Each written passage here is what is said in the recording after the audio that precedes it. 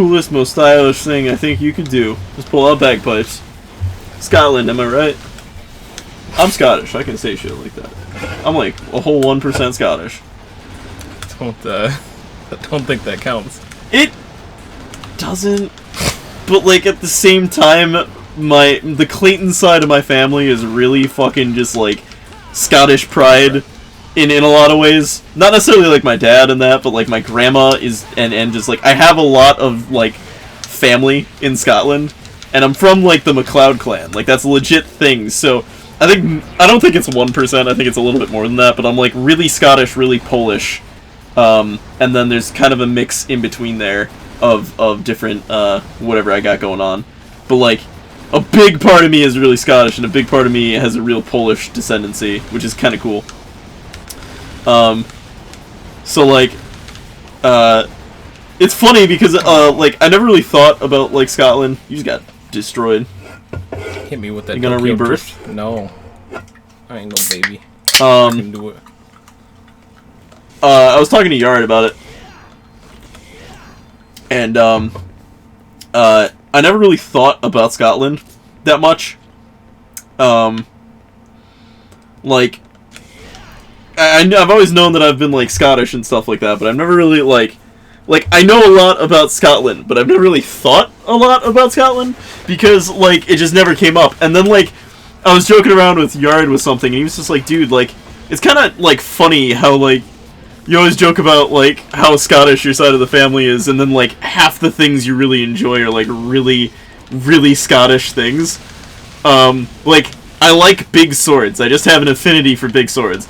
I think that's more just because I played FF7 as the first thing that I remember ever in my life, and like the Buster Sword is just a big sword, and I just like big swords because of that. But what did the Scottish do in the middle of the fucking like 16th century or whatever? No, it was way before the 16th century, I think. But there was the whole like fucking arms, you know, like swords kind of era, and they were just like, all right, but we're gonna make like the biggest sword that's gonna be used on the battlefield, and they made the fucking claymore. Also, I really like unicorns. Unicorns are really fucking cool to me. And I found out that the national animal of Scotland is the unicorn. I'm not sure if it's a subsect of Scotland or if it's the whole of Scotland, but I do know that unicorns in Scotland are very, very, like, highly held and stuff like that. And there's a bunch of other stuff. I like wearing skirts, kilts, you know what I'm saying? They did that first. They were like, we're gonna be fucking awesome, burly men and also wear skirts because fuck you, we're Scotland and we do that because we don't care because it's dumb to care. I mean, so I'm just saying. I should get some skirts. That's what I'm saying. I mean, just make sure it can hold your ammo properly. My ammo? Yeah. Whenever you got balls? No. Well, I mean, if you consider that, I was trying to be like, because Lady got her. Oh crap! I'm dying. Because Lady got her own skirt with like gun stuff on it. Oh so, yeah, like, no, like I would totally. I don't know, man. I've been like really tempted to cosplay some cute ladies recently, and COVID happened, so I haven't. And also, I'm kind of poor, so it's cosplay is like really shitty if you have a real tight budget, because like it's really hard to do things like you can go thrifting and stuff like that, but you kind of gotta like it's hard to do it like super good, you know what I mean?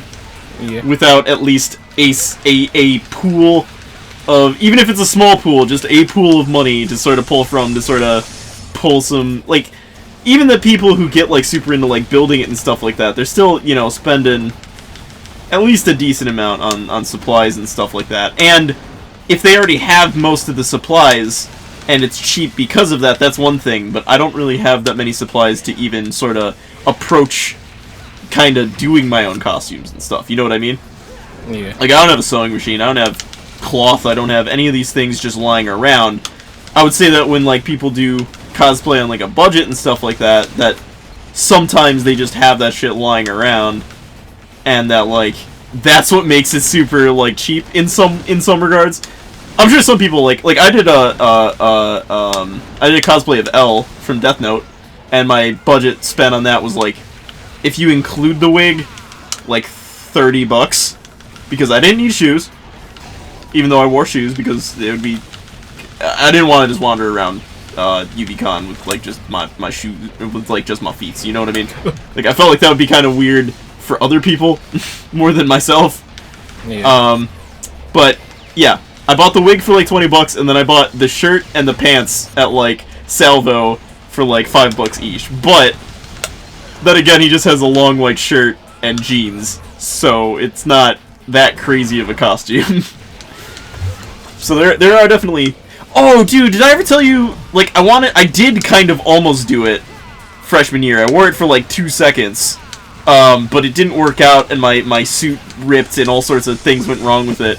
I wanted to do budget Genji freshman year, where I was just gonna wear a gray spandex suit and just have a taped face of Genji on my face, like just a fucking printed out picture of Genji's face, and then a just pool noodle, a green pool noodle as my sword. And I did it. I had things go wrong on each end of those things. So the 3 things were the mask, the spandex suit, and the pool noodle. And the mask fell apart and had a horrible PNG on it, and it was just really tight on my face, and I made it overnight, and it just didn't work, so it kind of fell apart. The spandex suit ripped immediately as I put it in, and I was like I couldn't like wear clothes underneath it and or do anything, like it just kind of ripped and it was all shitty. And then the pool noodle I bought didn't say how big it was, so I looked at it and I was like, it's gonna be like 3 feet long and you know, skinny, and it came and it was like 8 feet long and really fucking big, and like I couldn't even fit my hands around it, kind of big, like. And so I wore it for like 1 class, and then I immediately went home because I was just like, this is not working out, this sucks. But I really had a vision there. It just fell apart. That's why you gotta be stylish, man, even if you got like bad stuff. Oh, I could do Dante. I just can't do that. You just gotta get a 6-pack. You can't do it. Wait, you can slow-mo times now? Yeah. Or stop time? Can you stop time straight up? I think it's slow. I don't remember. It's either slows time really slowly or just stops time. Also, like, I like that we're like almost halfway and or more than halfway through the game, but we're still getting new mechanics introduced. Yeah. Like new weapons and mechanics. Like, I guess it's not a new mechanic because it's just a different weapon, right? But like, you're still getting like new weapons and stuff like that have whole different. Oh, that's probably why they encourage you to play through it again, because you keep all your weapons and stuff, right? Yeah. Yeah, okay. And you pretty much can never like upgrade all your styles and things like that on a first playthrough, so it's like, right, you know. That kind of makes me think of Metroid Prime, because Metroid Prime was super good because like literally the whole time you're playing through the game, you're constantly getting new items and stuff like that you need, and it makes backtracking not suck because each environment that you're running through again and again and again has like newer things that you can go and access because you have newer, like you can turn to a ball now, you can do these things, you can blow up this door, you can do all that, you know what I mean? Yeah. And actually, Metroid Prime, I'm surprised they never revisited that idea. Damn. He just got... Fuck. But now he's gonna get the weapon that I was supposed to get. The fist? Yeah. I thought you said you were gonna get the fist. Well, I thought, but then he cheated.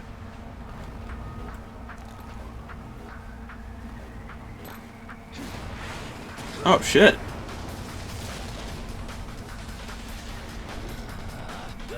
Oh, you can play as Virgil, right? Yeah. Do you only get that stuff as Virgil? Is that what it actually is? I don't know. Gotcha. In-depth description there, mate. I try.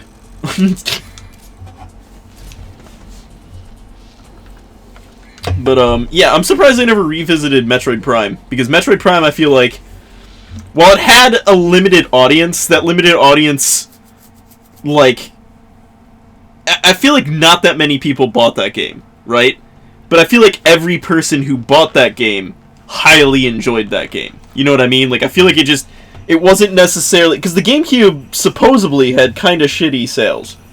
But I think just in general collectivity, right, that the GameCube somehow fell short at the time that it was released and then was, like, looked at later as, like, something amazing. You know what I mean? Yeah, it was mostly due to the... So, the GameCube had its own discs that you needed to put into it, which weren't compatible with, like, you know, the other discs that the Xbox 360 and the PS3 used, which limited developers that could make stuff on it because they had to pay extra to get the specific discs and stuff. Gotcha. And the GameCube was weaker in terms of graphical power and all that compared to the and I guess during that time with like PlayStation 2 and Xbox, you had a lot of games that were like kind of coming out on both those systems, and then there was probably nothing that came out on both those systems and then like also came out on the GameCube. Yeah. Now that I'm thinking about it, because most GameCube titles, other than like there was like the Resident Evil remake, and stuff like that, but like I guess most GameCube titles, now that I'm thinking about, were like Nintendo exclusive launches and stuff like that, which is fine, but like, I don't know, I thought the GameCube was fucking sweet, I guess is what I'm trying to say. Yeah, it's cool. It's just like Nintendo just is weird about making really specific hardware stuff. Yeah. A lot. Well, it both, you know, limits what, you know, cross compatibility they have with other consoles and stuff like that, but it also usually is what make their systems shine. You know what I mean? Yeah. Because usually it's like, you want to buy Nintendo because it's capable of all these different things. Whereas Nintendo and Xbox have a rivalry because it's like... Or, I guess not a rivalry, but they have sort of like the same audience in some ways because their systems kind of do the same idea, even though they do have different and like console exclusive stuff. So that's kind of cool. But I guess what I was saying that is because, like, Metroid Prime, which is the first-person Metroid game, feels like it had, like, a real limited audience that played it. But, like, that game was fucking amazing. I mean, and I haven't heard anyone ever say that that game was not amazing. You know what I mean? Yeah.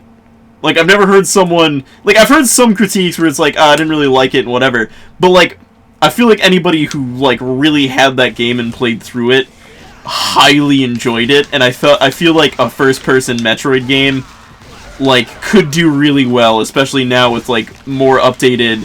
Especially, like Nintendo approaching a first-person game. That was what was different about it, I think.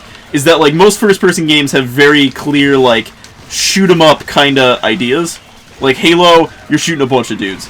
Call of Duty, the main mechanic is just that you have a gun and you're using it to shoot dudes and you're going through environments by shooting guys, right? Halo doesn't really have too many... It has very small amounts, but it doesn't have too many puzzle mechanics.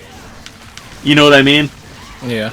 But in Metroid Prime, a very big part of that game is that exploration puzzle mechanics. Halo is an exploration game, but at the end of the day, more of what it's based around gameplay-wise is exploration, but a lot of shooting, and you're shooting, and enemies kind of are what direct you through the environments, and then you have those moments where you really just get to take an environment and really, really enjoy it, but it's not a puzzle, it's more just an experience that you're wandering around and seeing. And that's good in its own right, dude. Halo's fucking amazing. I will never shit-talk Halo, ever.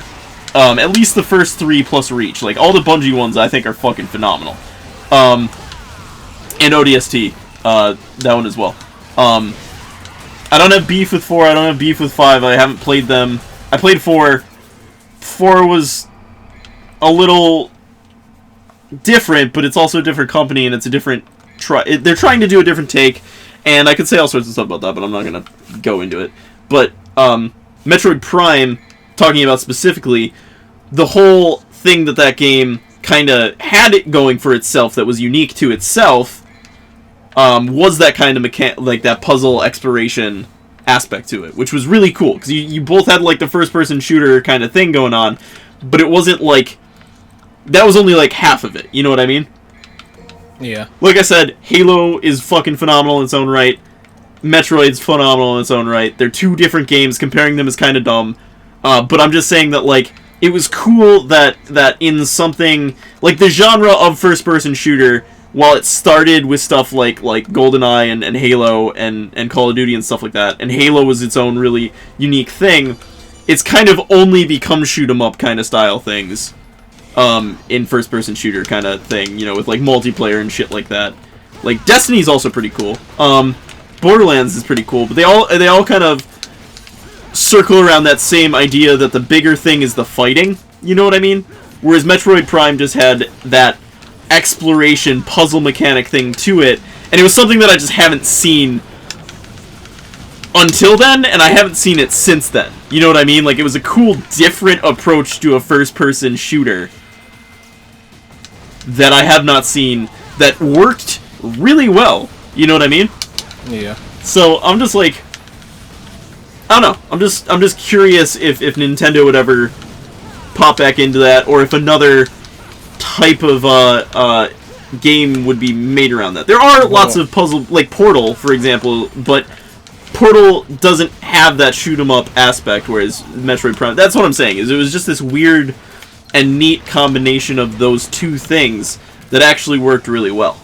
Well, there are actually 3 Metroid Prime games. Wait, there are? Yeah. And they are making a 4th one. It's just been in development because of... Like, are they all first person? Yeah.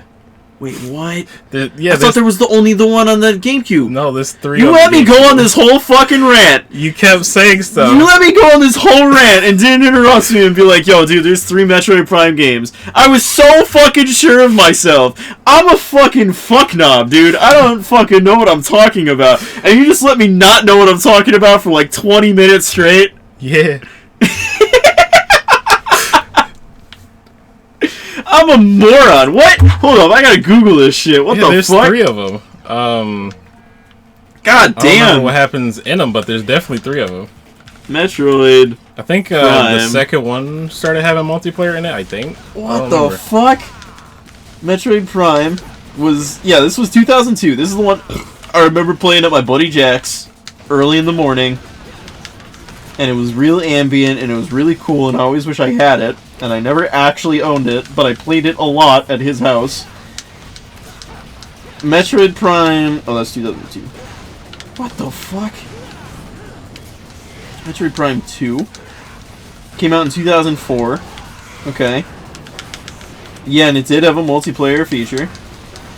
Maybe the gameplay looks so similar in each of them that I just didn't notice ever. Okay, but the last one came out in 2007. Yeah. And that was for the Wii.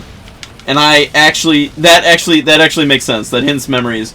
Maybe I thought it was just the original on the Wii or something like that. Oh, dude, playing first-person shooters on the Wii was weird. Well, I mean, you could put the GameCube disc in the Wii and still play it. So. Yeah. Okay, but still, that was almost 13 years ago. You know, like, we haven't seen something like that since. That's all I'm saying. It's still a decent period of time. Well, I mean, they are supposed to be making another one. It's just, you know, they announced that they were making it, and then they were like, we like messed up something, so we have to start over essentially, which is why it's taking so long for it to come out. Well, it's supposed to be on the Switch, so you know, just get a Switch and just play it. Whatever it comes out. I would like to get a Switch, honestly, but I don't have the funds to do it right now, but I would get a few games. Like, dude, I haven't played Breath of the Wild. I'm so fucking out of date with playing, like, modern games, and it pisses me off. Like, Breath of the Wild is one that I'd play. I'd immediately get Smash.